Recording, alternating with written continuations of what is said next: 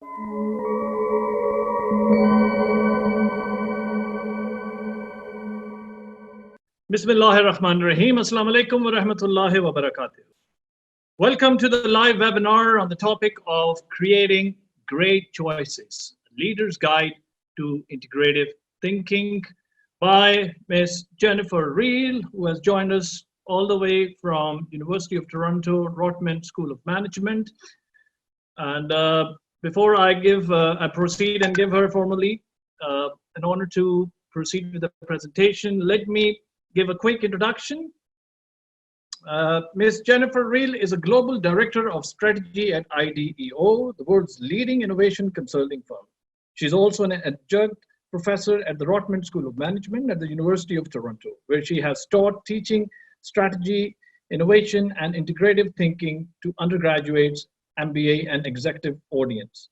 In this capacity, Ms. Jennifer Reel has created and led custom workshops with large public and private sector organizations around the world. Ms. Jennifer's book, Creating Great Choices, A Leader's Guide to Integrative Thinking with Mr. Roger L. Martin, Harvard Business Review Publishing 2017, is a Wall Street Journal bestseller and was shortlisted for Canada's National Business Book Awards. She has published articles in the Harvard Business Review, the Globe and Mall Business Week Strategy Magazine, and Rotman Magazine. Now, this presentation by Ms. Reel will be for about 60 minutes. So if you have any question and answers, please feel free to insert your questions in the question box, and we'll get the Q&A session. We'll read the question answers in the Q&A session after she finishes her presentation. And last but not the least, this webinar is being arranged by GPMA, which is the Global Performance Management Academy, another Canadian-based registered firm, primarily focused in the Middle East at the moment, but very soon we are launching our English version website, so please stay tuned to gpmaacademy.com. Thank you very much, and with that note, I would like to hand over the rights to Ms. Jennifer Reel so she can formally proceed with her presentation. And may I request, Jennifer, if you could also turn on your webcam as an introduction, and then you may turn it off, and we'll open it up again in the Q&A session. Thank you very much. Floor is all yours. You're on the mute, Jennifer. There you go. Has to happen at least once in every Zoom call. I was being good and well behaved by keeping my mute. It's a good reminder. If you can mute your Zoom from your end until the Q&A, that would be great. So I'm Jennifer Reel. As you heard, I'm excited to be with you today, morning where I am, evening, afternoon, wherever all of you are. Very pleased to dive in. So I'm going to turn my camera off in order to save all of our bandwidth, and I will dive in to our conversation. Okay.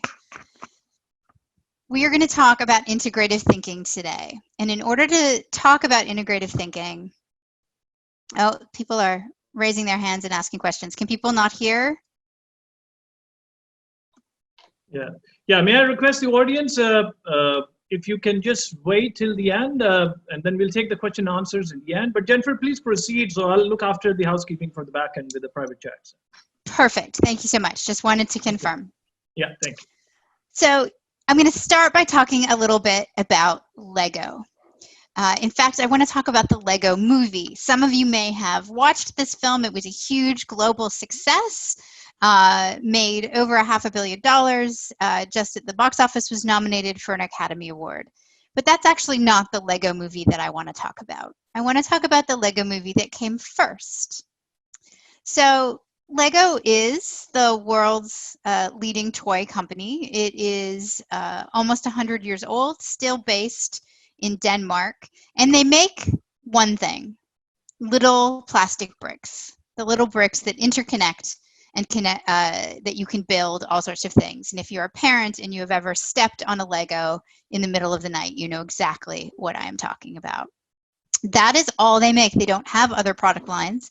It's what they do. But they, for a long time, had a licensing program so that they could make Lego kits that were associated with huge entertainment brands. And so you could have Star Wars Lego and Harry Potter Lego and Indiana Jones Lego. And they had been so successful that before long, folks came along and said, what if we actually made some entertainment properties that were all about Lego, that didn't rely on other people's characters, but were actually new characters that we created? And so they did. They made a film inside Lego, and it was called The Adventures of Clutch Powers. Now, if I were to ask all of you, how many of you have heard of the movie The Adventures of Clutch Powers? If you're anything like most of the audiences I talk to, there might be one or two people who would raise their hands, but quite often there would be no one. It's not a well-known movie, and that's for a very good reason. It's not very good. It was made inside Lego, and it was so earnest and sincere and true to the brand, focused entirely on making sure there was nothing offensive, nothing that would bother anyone, that the entire thing was about creating synergy for the brand, that it ended up being a very boring and very bad movie. It's so earnest and true to the brand, in fact, that they even named one of the hero characters after the chairman of the board. So that gives you a sense of what the film was like. So a few years later, when a major film studio came to Lego and said, we're interested in making a movie with you, they really weren't sure whether they should do it. It had been so painful and expensive the last time, and they had utterly failed in the two things they cared most about. They wanted a movie that was good, it was an entertaining film, and they also wanted it to be good for Lego. And neither of those things had actually happened. And as they thought about the problem that they had gotten into the first time, why it was so unsuccessful, they realized that they had failed to resolve a tension at the heart of the film itself. And that was, who should have creative control? So the sense is that in order to make a really great movie, a movie that is entertaining, a movie that people want to watch, you need to get great talent. You need to get great writers and great directors and great animators. And in order to get really great talent, you're likely going to need to give creative control to those folks, right? They're going to want to control the movie. They're going to want to create what they want to make. On the other hand, because Lego is providing the money and Lego is providing the brand, and the Lego brand is the single most important thing for Lego. They need to protect it and make sure that nothing is done that damages it. And so the other argument is that you would actually want Lego and Lego's leaders to have control of the film. And that's the real tension, right? If Lego owns control, they have a greater likelihood to protect their brand. If the filmmakers have control, it's a greater likelihood that it will be a good movie, but it puts the Lego brand at risk. And they had tried to solve it the first time with The Adventures of Clutch Powers, and they had failed completely. And so Jørgen Vig Knudstorp, who was the CEO of Lego at the time, struggled with this question, and he said, I can't just try to find a compromise. I can't just figure out how much control I have to give up to get just a good enough artist. I want this to be a truly outstanding film, and I want it to be wildly successful for Lego. And for that to happen, I have to think differently about the problem.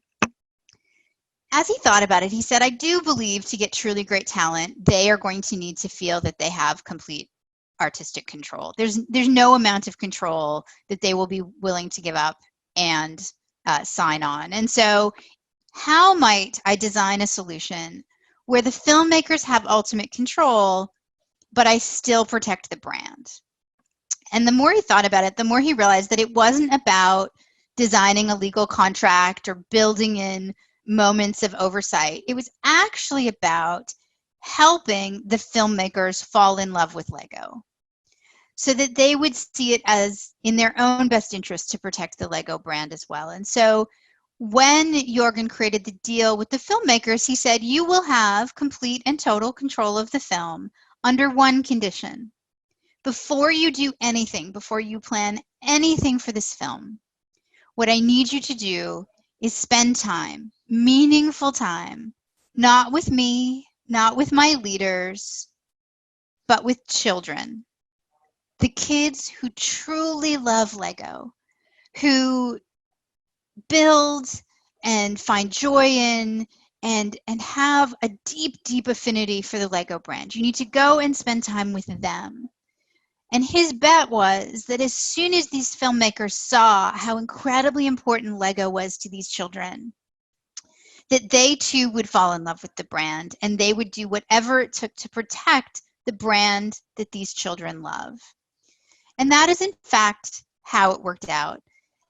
The movie done by Phil Lord and Chris Miller was wildly successful and spawned a whole series of Lego that actually catapulted Lego from the #2 toy company in the world to the #1 toy company in the world on the basis of the success of the film. And there have been a series of films that have followed. The moral of this story is actually about the way that Jorgen solved his problem. Many of us, when we're confronted with this really difficult trade-off, an either-or choice that we're not sure how to resolve, we try to optimize, right? In economics terms, we try to find the point between A, me having all the control, and B, the filmmaker having all the control. We try to find the point on that line that I can live with. What will satisfy? What will be okay? That's optimizing. And integrating is a different choice. Integrating is saying, you know what, there is no point on that line that is good enough. There is no point between A and B that I can live with and truly be happy with. I want a better answer. I want to take the best of A and B and creatively reconfigure them to create brand new value. I need to design a new answer. That is my task. That is my job. And so that's what we're going to talk about this morning, is this way of thinking that says, my job is not to make the trade-off. My job is to create a better answer. And what does it look like to create that better answer? The reason we tend to default to compromise or live with the solutions that are possible is because of the way we have typically constructed decision-making in organizations. And as I tell this story, I'd encourage you all to think about your own organizations and whether you've ever gone through a process like this. So someone in the organization identifies a problem or an opportunity, a project that needs to be solved, and so we create a cross-functional team. And we put those cross-functional leaders together knowing they all have different mindsets, all have different tools, all have different ways in the world, but we just sort of hope that they will figure out a way to work together productively. We don't give them any tools to do that. We just sort of lock them in a room and ask them to analyze the issue.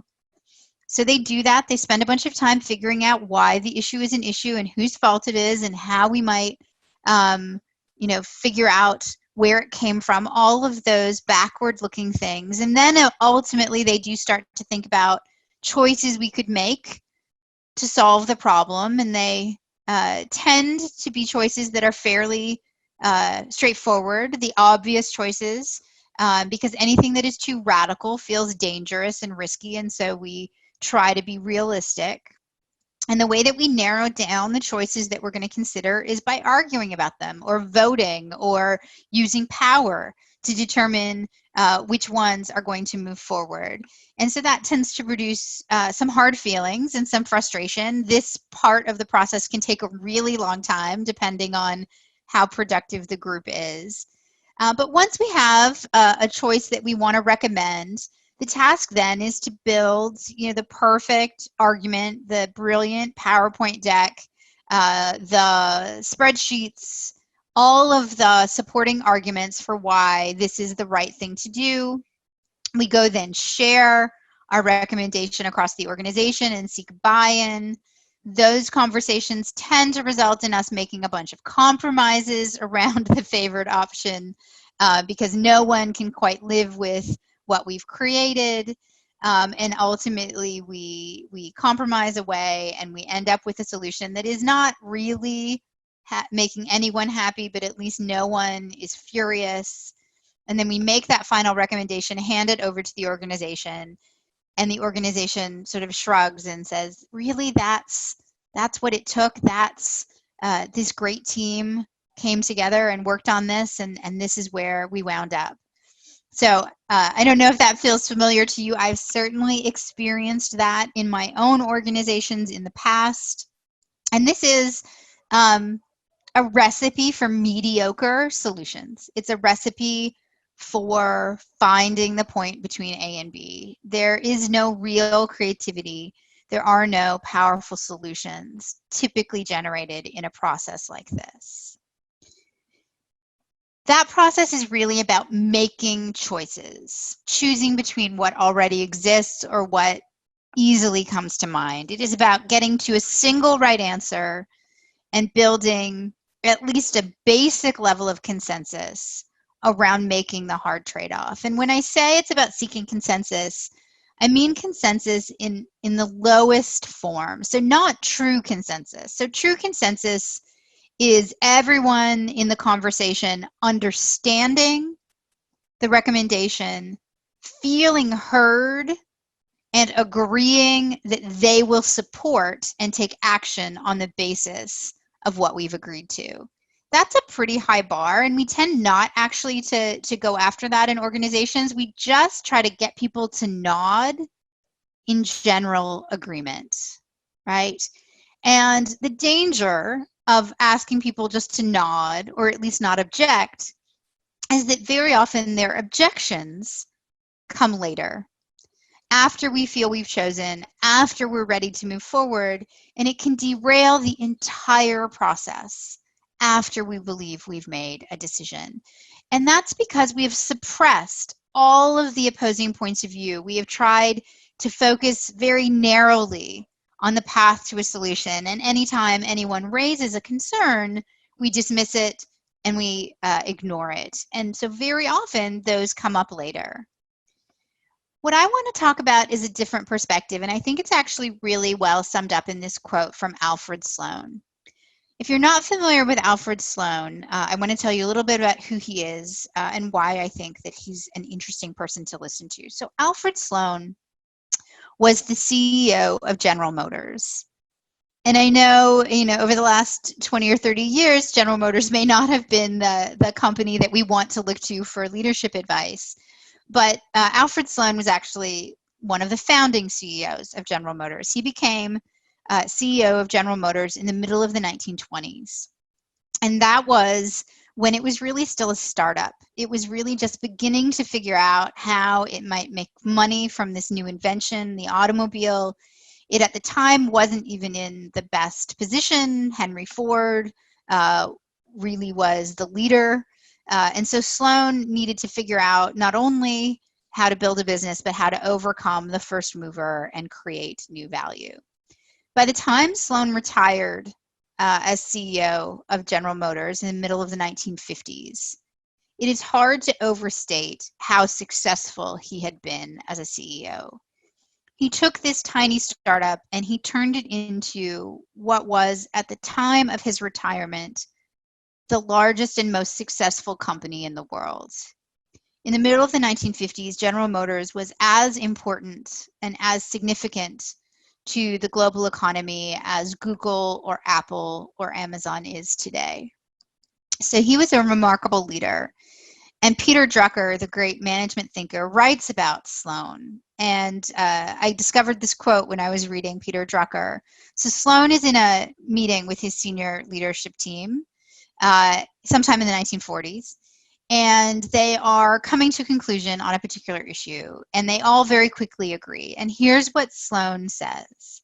He says, "Gentlemen, if we're all in agreement on the decision, then I propose we postpone further discussion of this matter until our next meeting to give ourselves some time to develop disagreement and perhaps gain some understanding of what the decision is all about." We need to think about what an unusual stance this is for a leader, how unusual it is for a leader to have his entire team agree and say something other than, okay, let's move ahead. Sloan, I think, is not interested in creating disagreement for its own sake. I think he believes, as I believe, that in order to truly understand a decision, in order to truly find a great answer, we need to give ourselves time to consider and engage in productive disagreements, to work through the other possibilities and to create something that is truly a solution to the problem at hand. So that's Alfred Sloan. He is talking about not choosing, but creating, using disagreement to help us solve a problem. And that's what we mean when we say creating choices. It's believing that your job is not to choose, but to create and build a great answer, an answer that actually solves the problem. And what we have found is that the most effective way of getting to those great answers is not starting with a blank piece of paper. It's not trying to choose a point on the line. It is actually leveraging the most opposing perspectives and using them to understand the problem more deeply and create something new. And I'll talk a little bit about what that looks like. In other words, it is about making trade-offs when we need to, when the solution is good enough, but building something new when the answers on the table simply aren't good enough, when they simply aren't there. I think there are 3 key tools that any leader needs in order to be able to use integrative thinking with their team. And these are, I think, master leadership tools regardless. I think every leader in the world needs these 3 tools in order to be a successful leader, and they're especially important the further up you move in the organization. So there are 3. The first is metacognition. I recognize that's a big, many-syllable word. All it really means, all metacognition really is the ability to think about our own thinking. Empathy is the ability to deeply understand the perspectives of other people.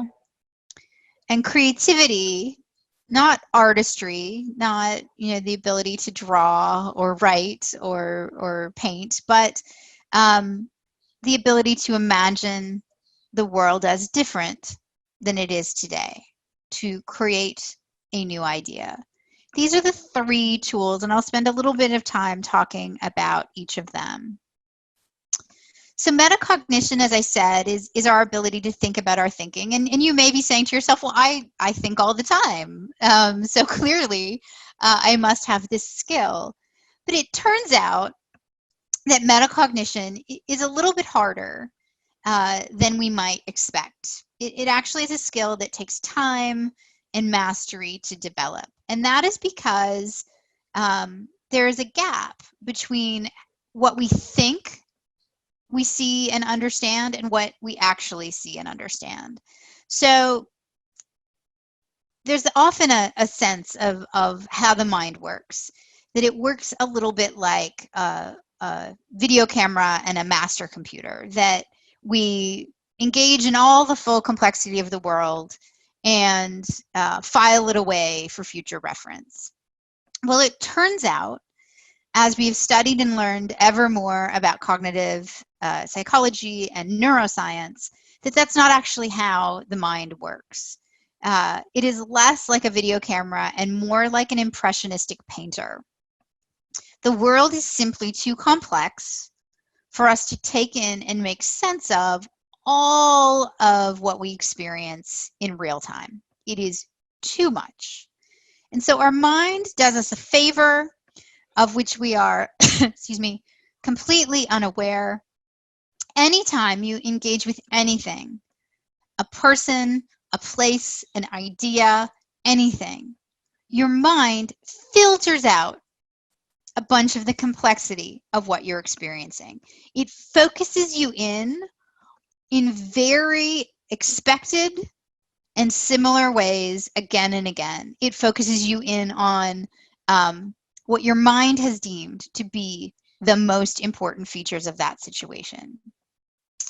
The entire field of behavioral economics is geared around this process, the simple models that we use to understand the world and the way in which those models are flawed.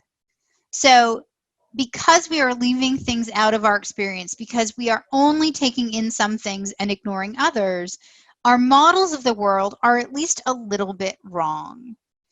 And I want you to perform a little experiment. I want you to, just for a minute, close your eyes.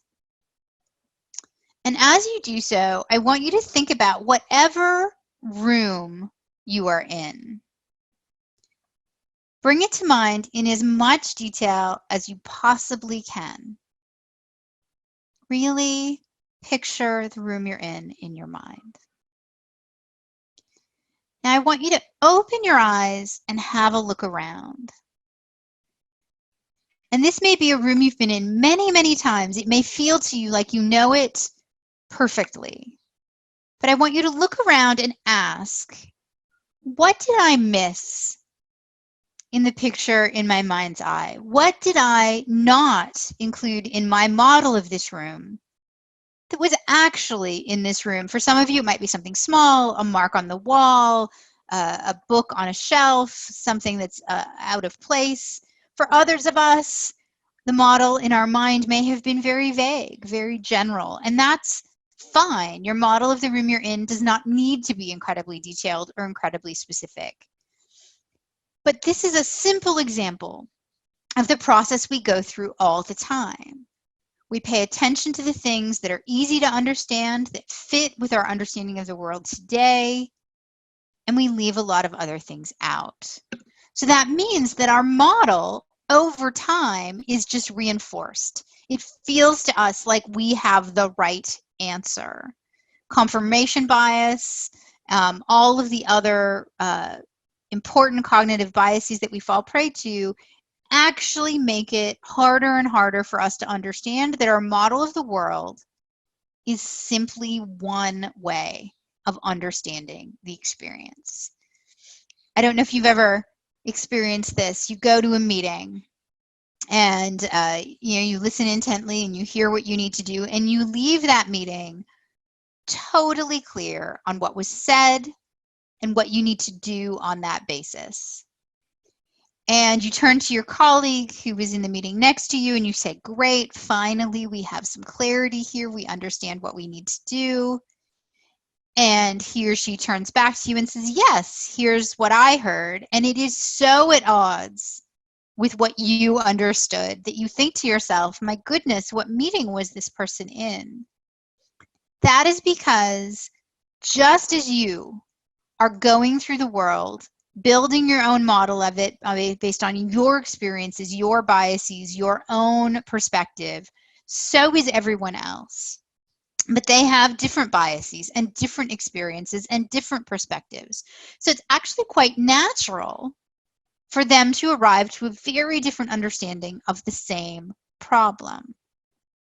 And that's why empathy is so critical.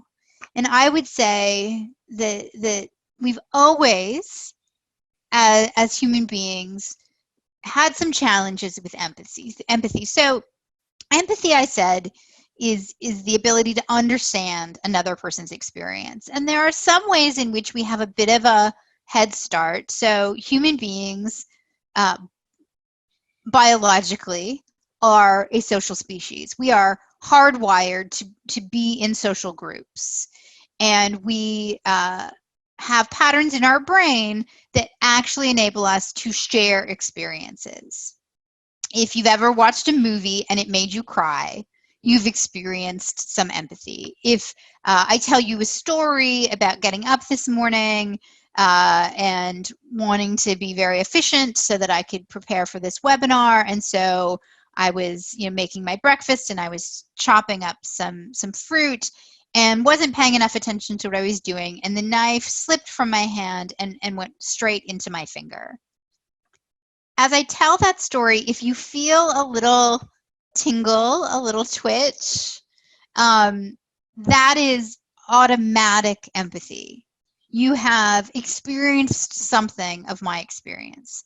The problem is that our cognition, or the more recently developed parts of our brains as human beings, interrupts that process. It gets in the way. And so empathy is something we actually need to build.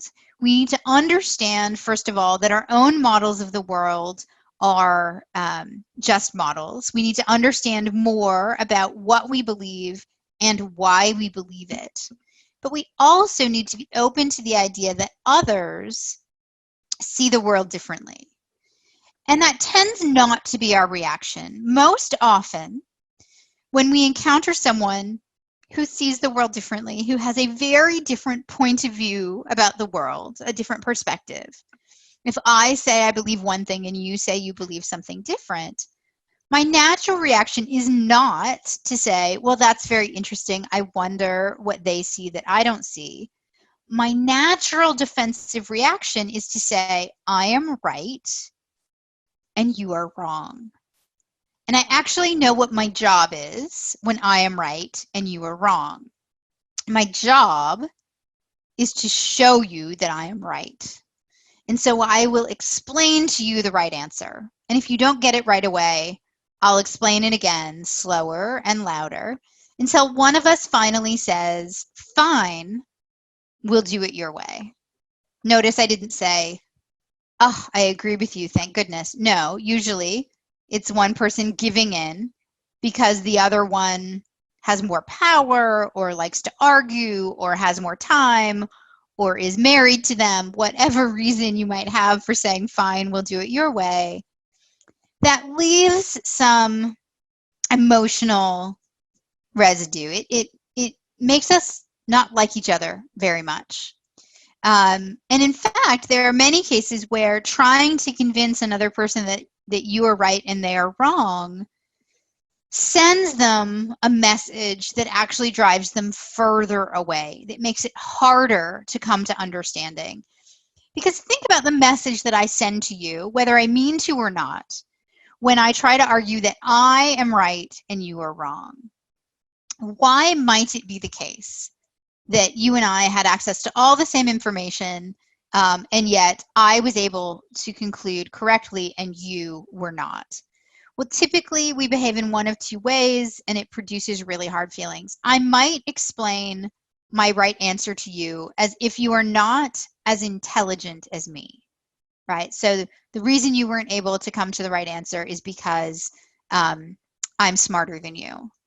And if you've ever had someone explain something to you as if you were really stupid, you may know how it feels and how you feel about that person. It's a miserable, horrible experience, and it makes it less likely that you want to listen to that person and learn from them. Or we might say, you know what, that person is absolutely smart enough to understand the right answer. In fact, they do understand the right answer, and we are they are choosing to argue for the wrong answer because they must benefit in some way if we do that thing. It's the wrong thing to do, but they must personally benefit if we choose that. And so now they're not so much stupid as evil. And you can see this play out, this dynamic play out in organizations where, you know, some functions like finance or IT are sometimes treated as evil, as if they don't really understand, as if they only ever say no. And you know, sometimes the folks in finance and IT will look at the rest of the organization and say, if they only understood what I understand, they wouldn't make that decision. And it produces real dividing lines in the organization. And that's to say nothing of the very real dividing lines we see in our world. We see this play out in politics in every region of the world, where people on different ends of the political spectrum in whatever country we live in have very strongly held perspectives, and the way they think about those who see the world differently tends not to be very charitable or very empathic. And so that makes it harder to create new answers. When your perspective is only your own, it's very, very hard to learn. And so empathy is about digging more deeply and seeking to understand another person, their experience, and why they believe what they believe. This doesn't mean you have to agree with them. It's not just about being nice, but it's about genuine curiosity when it comes to what they believe and why they believe it. So that's the second skill. If metacognition is the first, empathy is the second. And the last is creativity. And creativity, I think is a little misunderstood in the world. I think because it's been so often tied to sort of engineering invention or to artistry, sort of actors and musicians and artists. People feel that it's hard. It's a skill that many of us don't have. And actually, I believe very strongly that every human being is creative because it's a learned skill. It's the ability to imagine the world as different than it is today. And the reason I know that every human is creative is that if you spend any time with a 5-year-old, you'll know that every 5-year-old is wildly creative. They will share stories and tell you things that come from their imagination that you cannot even believe came from the head of this small child. And we get that trained out of us.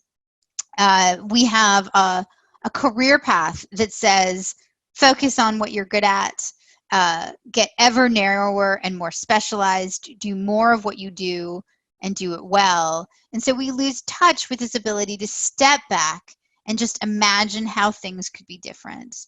And this is a skill that you can practice and learn over time, but you need some tools to do it. So I want to tell one more story about what this looks like.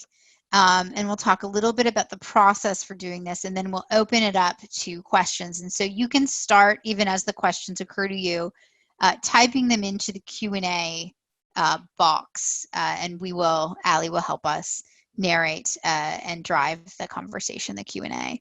But I want to tell you a little bit of a story about Procter & Gamble.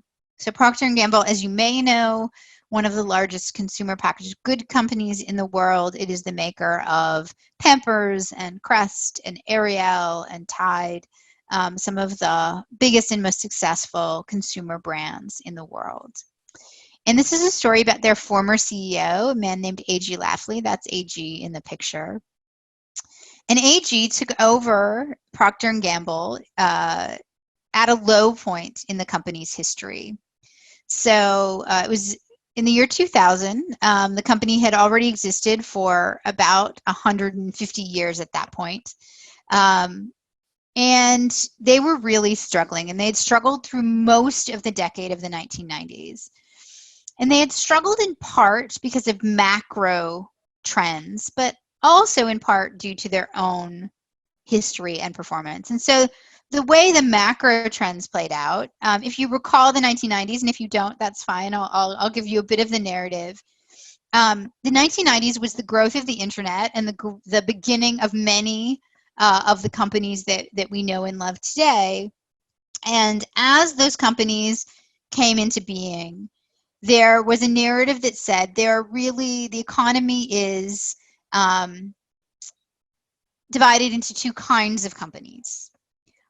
One, new economy companies, technology companies, internet companies, companies that are digitally enabled. And those are the future of the world. They are innovative, they are fast moving, and they rely very heavily on technology. Then there are the old economy companies, and these are manufacturers. They are old companies. They have very little innovation. They have no understanding of the internet or of technology. They are dinosaurs who are eventually all going to die out. That was, through most of the 1990s, the narrative that was driving investment in the capital markets, that was driving talent to make choices about what organization they wanted to work for.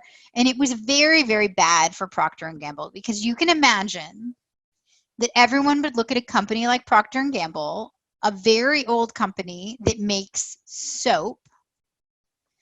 And so they would look at that and say, that's an old economy company. They're incredibly boring. They don't know how to innovate. They're eventually going to die out. So they had lost many investors. They had struggled to attract really great talent. And their CEO, the CEO who preceded A.G. Lafley, knew this was a challenge And as he looked internally inside the company, he recognized that it wasn't just a story other people were telling. P&G really did struggle when it came to innovation. They were really poor in terms of their track record on innovation. They were okay at basic innovation, at incremental innovation. So a new flavor of crust. They could come up with one every year. But the problem is, so does Colgate. Colgate comes up with a new flavor too. And as they do, it isn't a really meaningful road to growth. And so what they need is breakthrough innovation. They need a totally new product category. They need products no one's ever thought of before. They need to invent new customers and drive new growth. And so AG's predecessor recognized this challenge and said, all right, it is my job to fix this problem. I'm going to focus the company on innovation, and I'm going to create the future. And so what he did was triple the amount of money the company was spending on R&D. Triple. So you can imagine, this is one of the 25 largest companies in the world. They triple what they're spending on R&D. That is an extraordinary amount of money. And it was so much money that it wiped out the entire profit of the company in that single investment and actually swung them from a profit to a loss. And so the CEO had to say, you know, don't worry, we're investing in the future. It will just take a little bit of time to pay off. Innovation takes time. Be patient. Give us a little bit of time. And he said that the first quarter that they lost money, and he said that the second quarter that they lost money, and he said it the third quarter that they lost money. And by then, the stock price had dropped in half, and AG's predecessor was fired. So AG becomes CEO. He walks into the job, and he is confronted with a crisis. So the company is now losing money. They are spending far more than they ever have on innovation, and it doesn't seem to be paying off yet.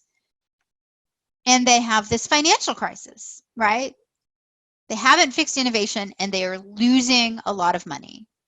And so he is faced with a choice. Will he continue to invest in innovation the way that his predecessor did, give it some more time, and hope that it pays off?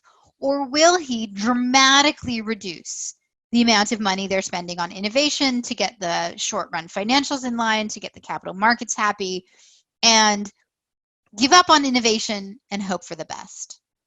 As AG looked at those choices, he said, neither of those is good enough. I am not willing to abandon innovation, nor am I willing to lose money forever. I need a better answer. I can't choose any point on the line between what we were spending before and what we're spending now that gives me just enough innovation. As I look at that, none of the points on that line are good enough.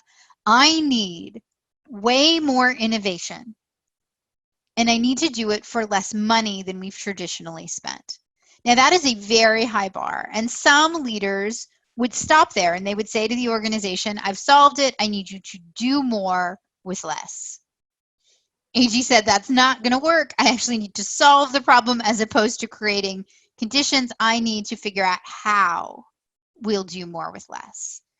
And in order to do that, you have to question some assumptions. You have to think differently about the problem.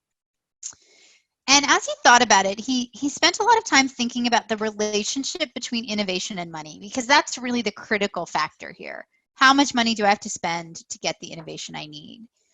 And his predecessor had a theory that said, in order to get more innovation, you need to invest more upfront. You need to spend more money at the beginning.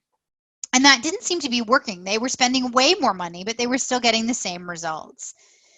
And so as AG thought about the problem, he said, is it more complicated than that? Is there one relationship between innovation and money, or is it richer? And the more he thought about it, he said, I actually believe there are two very significant relationships when it comes to money and innovation.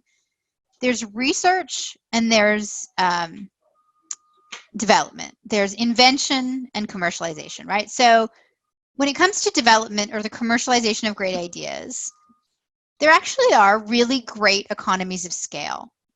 it actually makes a lot of sense to invest more than your competition in commercializing great ideas, because you get faster, you get better, you have a lower cost of inputs because you do more of it.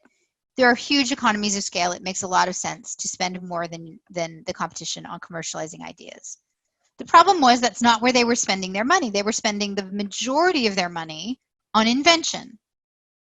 And that's because invention doesn't have the same kind of relationships money. It turns out that you can spend twice as much money on invention and not be certain of the results you will get from that investment, because invention is hard, it's a little bit random.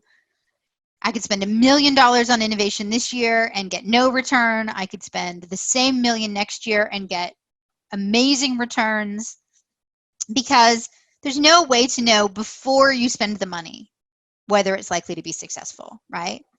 And the vast majority of the money that P&G was spending on innovation was in invention. And as he looked at the numbers, AG saw that only about 15% of new product programs, invention programs, earned any kind of a return at all. And if that's true, it doesn't make a lot of sense to spend more than the competition on that. You're just throwing away 85 cents on every dollar. And it would be nice to be able to say, you know, only invest in the 15% that are going to make money, but you don't know until you've spent the money whether that's likely to happen. So AG said, is there a way that I could rethink how invention happens? Continue to invest in commercialization in the organization, but really radically reduce what we spend on invention. And here's where we started to think about where invention really happens. It sometimes happens in P&G labs. It sometimes happens in big companies.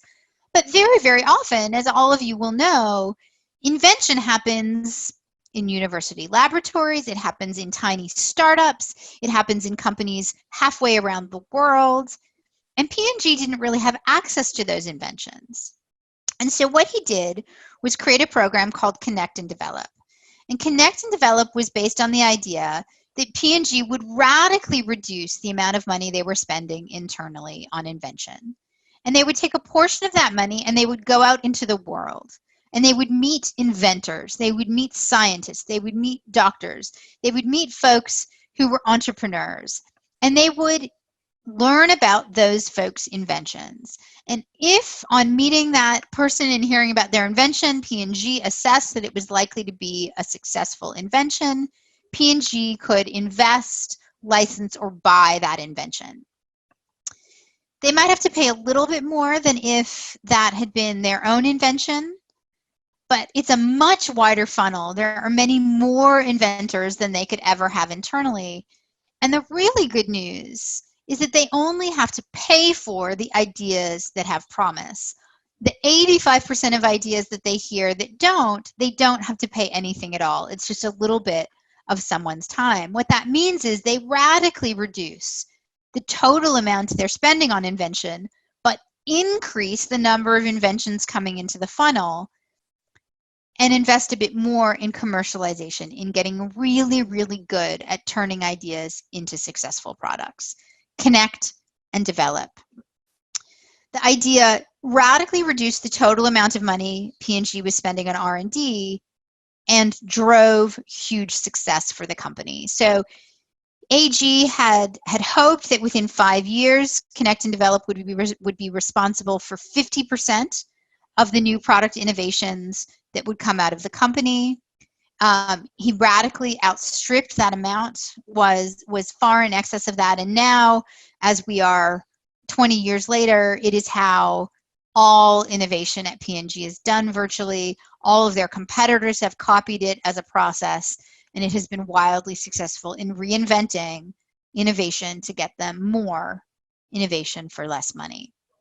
But I would argue if AG had simply tried to figure out how to optimize, like how to spend a bit more on innovation to get a bit more output, we wouldn't be talking about him. He had to reinvent, he had to reimagine, he had to create a solution that both drove innovation and reduced its costs.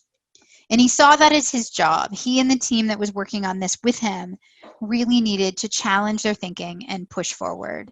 And when we asked AG about this, what led him to believe it was possible, right? Why did he believe that a better answer was possible? He answered that it had to be possible because without a better answer, P&G was going to lose. Without a better answer, P&G was going to go out of business. And he needed and felt the responsibility to create that better answer. Now, I recognize innovation, creating new solutions, generating new possibilities, this can feel hard. It can feel risky because the status quo feels safer. And so that is absolutely one of the reasons why we want to get practice at this. We want to spend some time really practicing what it means to come to this better answer. We believe that there is a process you can follow that increases the likelihood that you will be able to come up with these kinds of answers. One, you need to actually dive into and understand opposing answers. If I'm trying to figure out, for instance, should I centralize this part of our business or decentralize it? Actually spending time understanding what it would mean to totally centralize or totally decentralize, to try to fall in love with each of those possibilities, to push ourselves to imagine those worlds and understand why we might choose those extreme options. What about it might help us? We spend some time doing that. We think about our most important stakeholders and how they benefit from each of these extremes. And then we start to question. We ask ourselves, if those are the two models that I'm starting with, and we choose two because that's where the most tension is and it's a manageable number, we then start to look at them together and we ask, how are these models in tension? What makes it hard for us to be both centralized and decentralized to get the benefits of both? What assumptions am I making about how innovation works or about what my team needs to be successful? And what are the cause and effect forces? What are the outcomes I care about and how are they caused? And how might I cause them to happen differently if that's what I care about? So we examine those models, we question them, we challenge our thinking. And this is a point where having other people help us is really, really useful, right? Having folks who see the world differently than we do helps us define the points of tension, the assumptions, and the cause and effect forces. And then it's a question of imagining, asking yourself, how might I bring these two models together? How might I get the best of both worlds? How might I actually create a better answer? And you can ask a series of questions, and we write about these questions in the book. I won't go into them here in the interest of time, but it actually lets you generate several different possible answers. And then the last step is one that we borrow from the world of design thinking, and in fact from agile development, which is to say, rather than taking the idea and trying to make it perfect and then launching it, what we want to be able to do is test and learn. So what we do is we take our potential answers, the solutions that we think bring these two worlds together, and we ask, how could we test it in small, inexpensive, slightly scrappy ways that we could learn and improve and learn and improve and learn and improve. And that is really the set of steps. And if you want to learn more about that, we've written a number of articles, and as Ali mentioned, we have a book called Creating Great Choices that goes into this process in great detail. But that gives you a general sense of the steps we think that it is helpful to take in order to actually go through this. So I'm almost ready to start taking questions. So as you think about what you want to ask, you can use the chat, the Q&A box, or you can raise your hand and Ali will help us. But I just want to talk a little bit before we dive into questions about something that makes this easier to do. And that is about your mindset. So I said earlier that it's quite natural for us to believe we have the right answer. it's quite natural for us to believe that those who disagree with us are wrong. And our mindset is the key to shifting that. So we need to reflect on, how we react in the moments when people disagree with us, and how we might ask better questions about what those people believe and why they believe it. The stance I want you to consider, the mindset I want you to consider, understands that the world is too complex for any one person to be right all the time, that the models we hold are just models, they're not perfect, and that those who disagree with us are not a threat, but an opportunity. They have information we don't have. They have a perspective that we don't see. And that is something, excuse me, we can learn from. We have the opportunity to learn from models that we don't hold ourselves. And it is also about believing that better answers may be possible. And this is where I take a lot of hope from the worlds of science and medicine, because the history of science, the history of medicine, is all about very good models being improved over time, right? Every era of science, we have models that we teach that feel like they're the best understanding of how the world works. Isaac Newton told us the fundamental laws of physics, and we taught them that way for hundreds of years. And then Einstein came along and said, that is a very good model of the world, but we're not done. We can make it better. We can improve this model of the world. And if each of us were able to look at the models around us, whether those are the tools and processes we use, whether they are the models we hold of each other and of the world, I believe we would have a much greater chance of creating answers that move us forward. And we are at a point in the world, at a point in our history, where we need better answers, where we are seeing across the world that the models we hold have produced a lot of suffering. And so we have an opportunity now to question those models, to build new ones, and to work towards ever better answers. So that's what I wanted to share with you today. I think Ali is going to help us navigate the Q&A. So I'm going to stop sharing my screen, and I will turn my video camera back on so you can see me. But if we have problems with bandwidth, let me know. I can turn it back off, and we can stick with just my voice. Perfect. Ali, how do we want to proceed? Perfect. Thank you very much, Jennifer, for a very, very intriguing presentation. So thank you very much. And the video and the sounds is pretty much audible. So let's continue.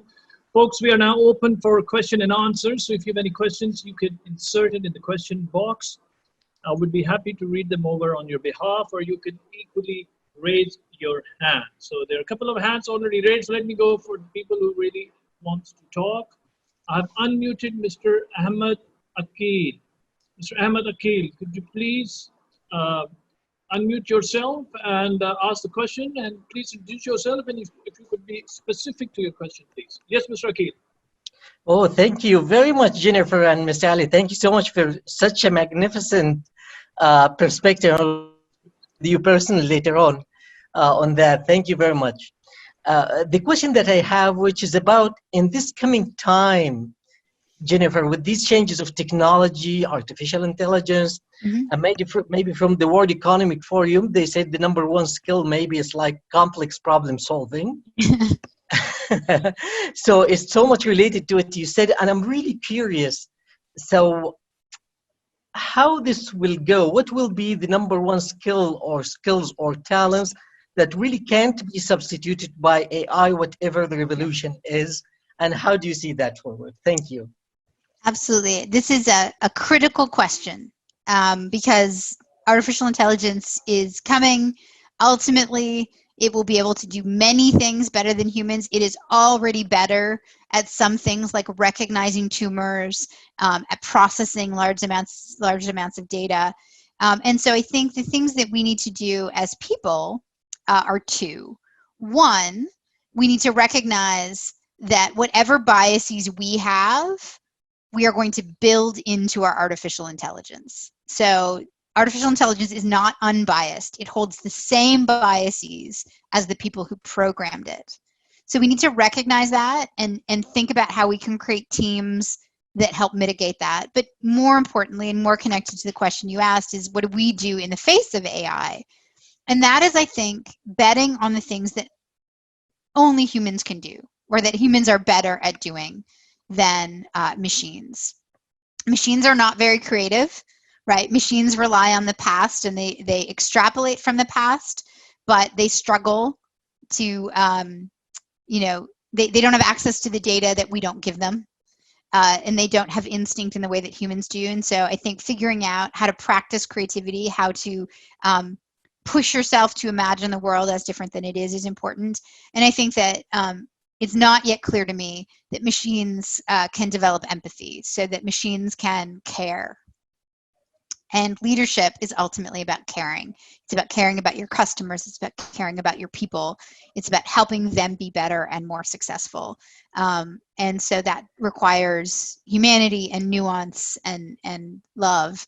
And so I think all of those things will be increasingly important over the next decades. Thank you very much. Thank you. You're welcome. Thank you. Thank you very much, Brother Ahmed, for asking the question. And let me move to another caller. We have Ala Abdul Hadi. I have just unmuted you, Ala. If you could please introduce yourself quickly and ask the question. Hi, Jen. This is Al. I'm from Canada, where everybody is working from home. Yes. Yeah. You have a nice home, by the way. Thank you. You have a nice house. It's very interesting topic. I like your book as well. Thank you. Since we're talking about innovation, I'm wondering how much companies invest in innovation as a percentage-wise of their either income or revenue. As I'm talking about the successful company, not Yeah. yeah. I think it's a very wide spectrum. I think that it depends on the nature of the organization and the industry that it's in. So I think that technology companies like Google and Apple are investing a lot in innovation in many different ways. So sometimes that's internal or organic innovation, but they're also buying tiny companies and hoping that that will help them to innovate, and they're spending billions of dollars on that. I think that larger, more established companies in slower moving industries are investing in R&D, are investing in innovation, but they're doing it at different levels at different amounts. I think that it's always hard to figure out. There's a tension in every organization between investing in doing more of what we do today a little bit better and inventing the future and disrupting ourselves. I think very few companies have figured out that balance. They tend to overemphasize what we do today. And I think that's part of the reason it's sort of a famous number that, you know, there are no companies in the top 100 companies in the stock market today that were in the top 100 companies in the stock market 80 years ago. And 80 years is a long time, but it's also a short time, right? When you think about companies that are intended to be built forever. And that's because new entrants come and they disrupt them. And so I think part of the challenge is figuring out how we can disrupt ourselves. Awesome. Thank you. Yeah, thank you very much, Brother Ola, for a very interesting question. Now, let me move to the question box. So we have a number of them. So one by one, quick, Jennifer, what are the skills or talents that can't be substituted by the technology to AI in the coming time, especially thinking skills, integrated thinking? I know you've touched base on it, but please. Yeah, so I think that was Ahmad's question. So I think we did that one. Yeah, so let me move to another one. Can you please summarize the P&G way for innovation in a very short steps? Yeah, so what they do is they know what businesses they're in, and they go out and meet with inventors who have ideas. And they vet those ideas to figure out whether it's likely to be a fit for what P&G needs. If it is, they license or buy that technology, they bring it in, and they have teams who are responsible for taking that idea and turning it into a viable product. And that involves testing, that involves scaling, that involves approvals and legal, and selling it through to the market. But the key distinction in P&G's process is, instead of doing invention internally, which most companies do, they've gone out into the world and are seeking inventions from many, many, many sources. Great, brilliant. Thank you very much. And move to another one. The decision making has several propositions or phenomena as itself. What are the modern stage for accurate problem solving now? Yeah, so I think we do need to understand the world as it is. We need to think about the models that exist in the world and try to understand why people agree with them or believe in them. And then it is about looking at the pieces we most value, the things we most want in a new solution, and asking ourselves, how can we get there? How could we create an answer that doesn't exist today? There are many, many tools that you can use to help you do this. I'm a big fan of systems dynamics or systems thinking. For those of you who are engineers who are familiar with that, I think that's really useful to be able to get a perspective on the system. Obviously, I work for IDEO. I think that design thinking is really, really helpful, which is about deeply understanding customers and using their needs to help us generate solutions. And then integrative thinking is another tool that you can use, which is about leveraging the tension between opposing perspectives and using that to help you imagine a better answer.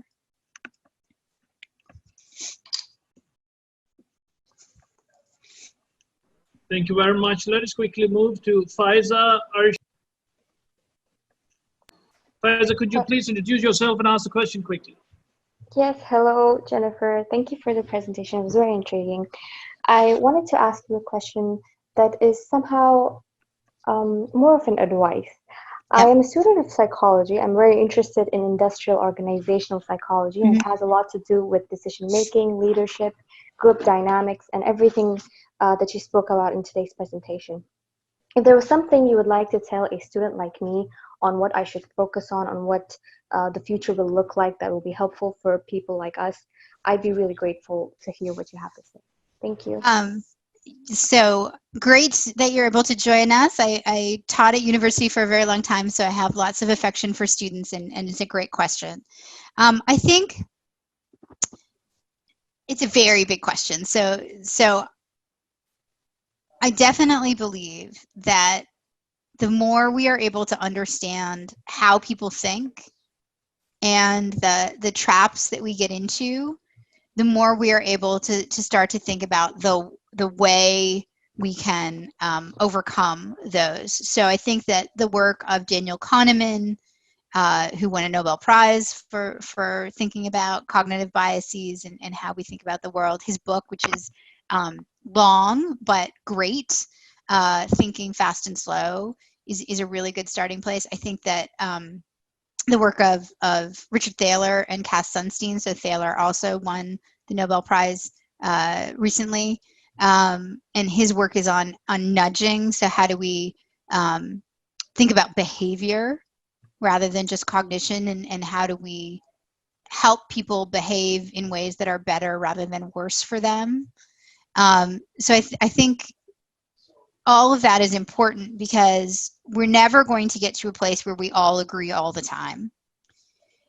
So we need to understand how to more deeply engage with people who see the world differently than we do. We need to understand the gaps in our own thinking in order to be able to do that. And so that would be a place I would start, regardless of whatever field you're studying. I think it's really important to understand how people think and why they think that way. Thank you. That was very helpful. Thank you. Thank you very much. Thank you, Aisha. Thank you, Faiza, for asking an excellent question. Let me move to the question box, and let me know, Jennifer, I know we're pressed on time, but we have a number of them. So you want to take all of them or just randomly pick few? Why don't we take 3 or 4 more, and then we'll move on. All right.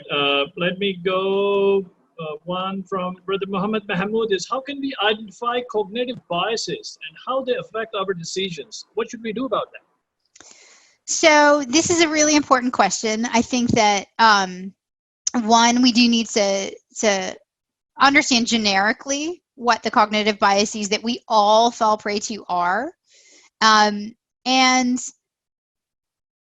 the point of metacognition, the point is to slow down and think about your thinking. So this would be at the end of the day, looking back at all of the conversations and meetings that went well and all of the ones that didn't, and ask yourself, for the points where you got into conflict, where you struggled to communicate your point of view, where you were annoyed with the person sitting across from you, what were you thinking and feeling? Where did that come from? Why did you believe what you believed? It really is a reflective process. So there's a fairly old now, but very important book by an academic named Donald Schoen, S-C-H-O-N, called The Reflective Practitioner. And he talks about this ability to reflect on our own practice, on how we are in the world and what we do. And I think it's a really useful tool to help us recognize where we fall into traps and where we get stuck. And we can also ask for our friends and our loved ones and our colleagues to help us with that. They will often see patterns in the biases we hold that we don't see. They will see us default to different points of view in a way that they don't see. So I often joke, when I talk about confirmation bias, I talk about my husband, because he has a confirmation bias that is really obvious to me but wasn't obvious to him, which is whenever we're driving anywhere, whenever we're in the car, he has a belief deep in his heart, and I'm not saying this is true, I'm just saying he believes this, that everybody who drives an Audi, like an Audi car, is a jerk. He believes that to be true. And so whenever someone is driving an Audi and they do something rude, then he'll point it out, right? He'll say to me, look, another Audi driver, what a jerk, right? And if an Audi driver did something nice, he doesn't even notice it. Or if someone driving a Toyota does something, the same thing, he won't comment on it. And I was able to notice it far before he did, because it doesn't happen to be one of my biases, right? And so asking folks around you to notice where you may jump to a conclusion very quickly, and to share that back with you in a safe way afterwards. People will see our own behavior in ways we don't see it. So it's something to think about and explore. Good, thank you very much. And folks, as we are really pressed on time and there are a number of questions, so pardon in advance if I don't take all the questions, but let me jump because there are a couple of hands are already raised. So I'll take one question from the box and maybe two from the people who have raised their hands. So let me go to the question box. How do you, the question is from Rashad Justanaya. How do you overcome inherent governmental, cultural, organizational thinking with new leadership ideas? Great question, Rashad. I think large organizations, governments, universities, institutions are very slow to accept new ideas. I think there are two things you can do. One, don't try to convince people that they need to do things new ways. Figure out where you have a little bit of control. So a piece of work that you can lead, where you can try new things and you don't have to tell anyone how you're doing it. You're just doing great work. And then they will ask you afterwards how you did such great work. I think the other thing that's really important is that fourth step that I talked about, which is not to go in and say, I have this cool, amazing, really great new innovative idea. I need $30 million and I need to start it tomorrow. That's going to be really scary, and they're going to say no. And so instead, it's saying, I have these possibilities, these ideas that I think are worth testing. And I would like to test them in a very inexpensive, learning kind of way. I'd like to run some experiments to help us build our confidence in this new idea. So I'm not asking you to bet on it right now. I'm not asking you to invest lots of money and lots of time. I would just really love to run some experiments and build up some evidence, because that's what's hard about new ideas, is there's no proof yet, right? And big organizations, governments especially, they want proof. They want to know that it will work. And so it's about saying, okay, I don't currently have proof because we haven't done it yet, but let's design a way to get that proof. Let's figure out how we can test and learn without committing a lot of time and a lot of money so that we have more confidence to move forward. I think that's good for any organization, but it's especially important in government where they're going to be a little more risk averse and maybe resource constrained. And so they'll want to be confident before moving forward. Great, great. Thank you very much. Let me go to Nadia. Nadia Alenzi. Alenzi, you have been unmuted. So please unmute and quickly ask the question, Nadia. Hello, Mr. Jennifer. Thank you for your course. I have a question that I have a son. He has creative character, but he always lazy. If there is any plan that help me to help him to use this creative character inside him. Yeah, behavioral science.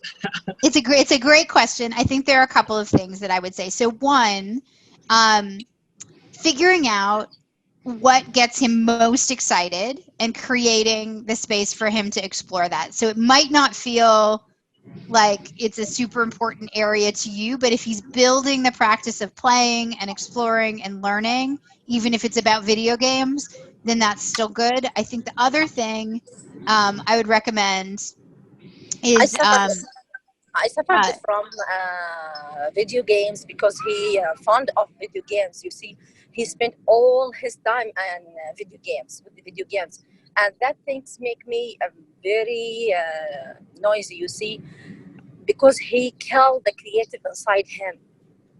So I think part of my advice would be figuring out what kinds of video games spur creativity. So things like Minecraft can actually help kids be more creative and explore that side. And you can actually encourage him to understand how video games work, what's behind them, the programming of video games, and see if that's useful.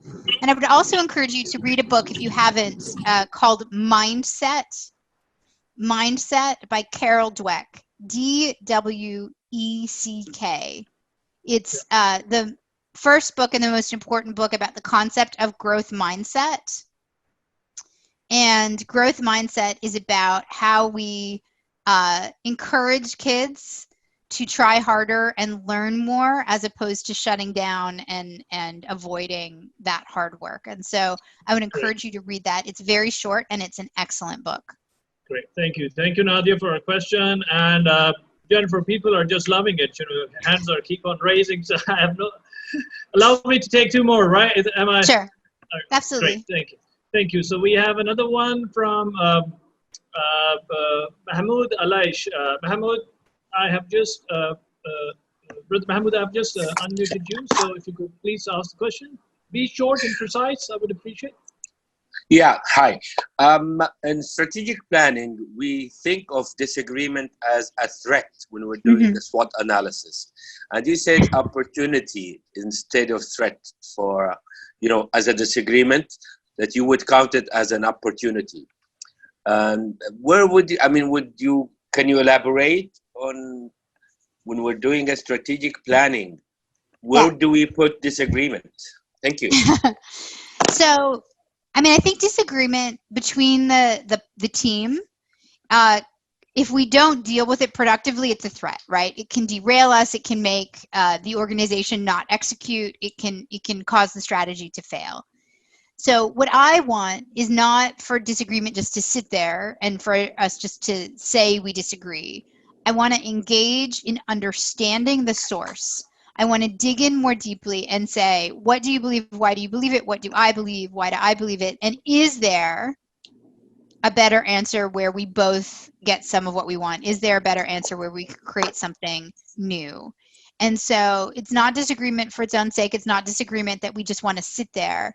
At the very least, we want to commit to deeply understanding other people's points of view. I think people are much more likely to resist and to be critics and to try to derail your strategy if they feel unheard, if they feel like nobody listened to them.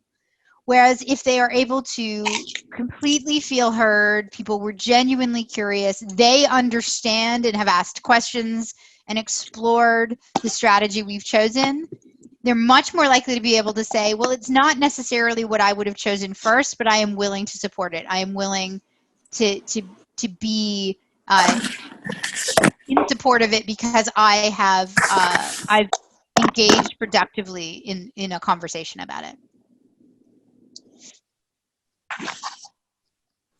Thank you very much.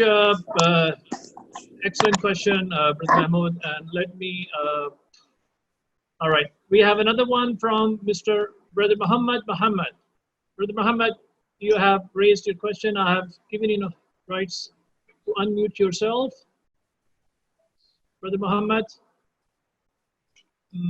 let me go. Brother Mohammed Mahmoud. Raise your hand. Brother Mohammed Mahmoud, you've raised your hand, and yes, you've been unmuted. Yes, Brother Mohammed Mahmoud.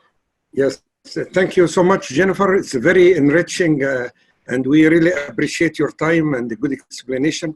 In the UK government, in the time of Tony Blair, they established an office called the Nudge. Mm-hmm. Can you share with us how successful were the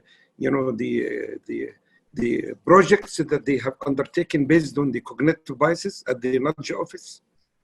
Yeah, so I think the Nudge office, we did see it in the UK. We've seen other governments use it. We've seen lots of charities and not-for-profits using nudges. And essentially what it is changing the defaults to make it easier to engage in good behavior. So a simple example would be, if we want to increase organ donation, there are some countries that have said instead of having to opt into organ donation, we need you to opt out of organ donation. And the default radically shifts people's mindset, and it increases the amount of organ donation that we see in those places. And so the UK Nudge office was doing similar things, some things like that. I think that it was, there were some cases of success and some that were less successful, as there often are in these new things. And I think that as other governments came in, priorities shifted. But if you want to learn more about nudging, looking into Thaler and Sunstein, they've done a lot of writing, as has Dan Ariely from Duke. There's a lot of great stuff out there, and I'd encourage you to go and find their books and see what they have to say. Can you just spell the name of the author, please? Ariely, so it's A-R-I-E-L-L-Y, and Thaler, T-H-A-L-E-R. So it's Richard Thaler is one of the keys, and Dan Ariely is another. Thank you so much. You're very welcome. Thank you. Thank you very much, Dr. Mohammed, for asking the question. And well, that really brings us towards the end of the webinar. I know we have kept you a bit over time, and I really appreciate that you have taken the time to spare and delivered this live webinar. Any quick concluding remarks that you would like to give before we dismiss out? I would just say thank you so much, all of you, for being here and for engaging. I know you had lots of really great questions. I was happy to be able to answer many of them. Please do keep reading and learning. I think this is how we move forward as humans and as professionals. And so I'm really excited you were all able to be here today. It was a pleasure. Great, and thank you very much. And for once again, I really want to thank on behalf of GPMA, which is the Global Performance Management Academy, a new setup that is about to launch. We already have our website ready in Arabic, and we will be launching the English version very soon. I've already broadcasted the link of the website. And before I conclude, once again, thank you very much, Jennifer, for your time. A very intriguing presentation, an excellent presentation. And folks, before we dismiss out, allow me to share these two quick announcements. These are just about the GPMA website. Please be informed that we are a professional society which will be issuing professional certificates in strategic planning and performance management. Currently, we have about 4 certificates which are ready to be launched. This is in Arabic at the moment. We are going to launch the English versions in the near future, in a couple of next days. So please stay tuned to gpacademy.com. And this is the certification courses, and we also have a Udemy course on the KPI certificate, which is already active. So you may access these courses through Udemy as well.